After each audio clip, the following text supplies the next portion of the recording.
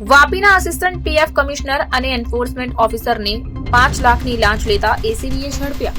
વલસાડ જિલ્લાના વાપી ખાતે ગંજન 4 રસ્તા પાસે આવેલા સ્નેહદીપ કોમ્પ્લેક્સમાં એસીબીની ટીમે ટ્રેપ ગોઠવી એક ક્લાસ 1 અને બીજા ક્લાસ 2 અધિકારીને 5 લાખના લાંચ કેસમાં પકડ્યા છે. કેન્દ્ર સરકારના બંને અધિકારી હર્ષદકુમાર પરમાર અને સુપ્રભાત રંજન તોમરની લાંચ કેસમાં ધરપકડ કરીને જરૂરી કાર્યવાહી હાથ ધરાઈ છે. દક્ષિણ ગુજરાતમાં ખાનગી કન્સ્ટ્રક્શન કંપની ચલાવતા એક બિલ્ડરે તેમની કંપનીમાં કામ કરતા કર્મચારીઓના પીએફ કપાવવાની કાર્યવાહી કરી ન હતી. આથી પીએફ કચેરી ખાતેથી બિલ્ડરની કંપનીને નોટિસ મળી હતી. સમગ્ર મામલે વાપી પીએફ કચેરી ખાતે કેસ ચાલતો હતો ત્યારે આ મામલામાં કેસનો ઝડપી નિકાલ કરવા તેમજ બિલ્ડરને થનારા દંડની રકમ ઓછી કરવા હર્ષદ, લખુજીભાઈ પરમાર અને સુપ્રભાત રંજન અવનેન્દ્રનાથસિંહ તોમરે ભેગા મળીને 5 લાખ રૂપિયાની લાંચ માંગી હતી.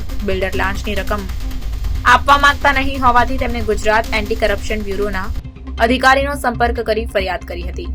એસીબીની ટીમે વાપી સ્નેહદીપ કોમ્પ્લેક્સ ખાતે આવેલ આસિસ્ટન્ટ પીએફ કમિશનરની ચેમ્બરમાં ટ્રેપ ગોઠવી હતી ત્યારે આસિસ્ટન્ટ પીએફ કમિશનર હર્ષદ પરમારના કહેવાથી એન્ફોર્સમેન્ટ ઓફિસર સુપ્રભાત રંજન તોમરે 5 લાખની લાંચ સ્વીકારી હતી.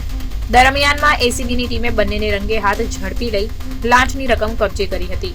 ટ્રેપ કરવામાં એસીબી પીઆઈ જે.આર. ગામિત અને તેમની ટીમ શામેલ હતી, જ્યારે સુપરવિઝન અધિકારી મદદનીશ નિયામક સુરત આર.આર. ચૌધરી દ્વારા કરવામાં આવ્યું.